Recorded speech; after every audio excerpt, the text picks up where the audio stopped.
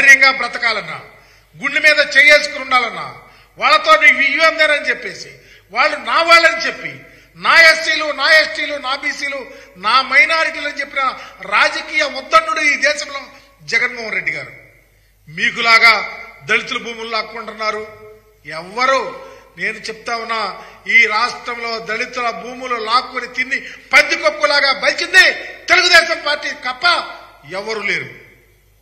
ఏదో మీకు అయిపోయింది. ఇక తెలుగుదేశం పార్టీ కోసాలు కదిలిపోతున్నాయి. జగన్మోహన్ రెడ్డి గారు రేపు ప్రమాణ స్వీకారం విశాఖపట్నంలో చేస్తున్నాడని ఒక దుగ్ధతో, ఒక భయంతో ఈ వెర్రి రాతలు రాయిస్తా ఉన్నారు, ఈ వెర్రి వేషాలు వేయిస్తా ఉన్నారు.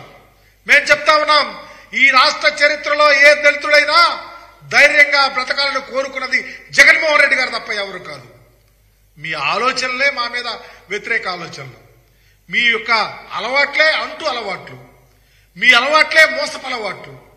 దళితుల్లో ఎవరైనా పుట్టాలనుకున్నాను నీవు, దళితులకు రాజధాని ప్రాంతంలో భూములు ఇస్తుంటే డెమోగ్రాఫికల్ ఇంబ్యాలెన్స్ వస్తుందని చెప్పిన నీవు దరిద్రుడివి, దళితుల పాలిట ఒక రాక్షసుడివి.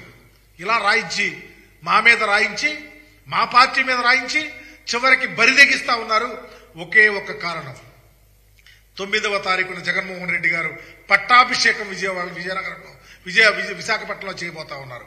ఆ ఒక్క భయంతోనే ఈ వెర్రి రాతలు, వెర్రి కోతలు చేయిస్తున్నారు తప్ప మీ ఆలోచన ఏనాడు దళితుల కోసమో, దళిత సంక్షేమం కోసమో, దళితుల అభివృద్ధి కోసమో చట్టాలను మీ చుట్టాలుగా తీసుకొని పనిచేస్తున్నారు తప్ప చట్టాలు ఎప్పుడూ రాజ్యాంగానికి లోబడి పేద ప్రజల బాగుండాలా, బ్రతకాలని ఆలోచించే కుటుంబం జగన్మోహన్ రెడ్డి గారి, రాజశేఖర రెడ్డి గారి కుటుంబం తప్ప చంద్రబాబు అనే వ్యక్తి ఎప్పుడూ దళిత వ్యతిరేకే.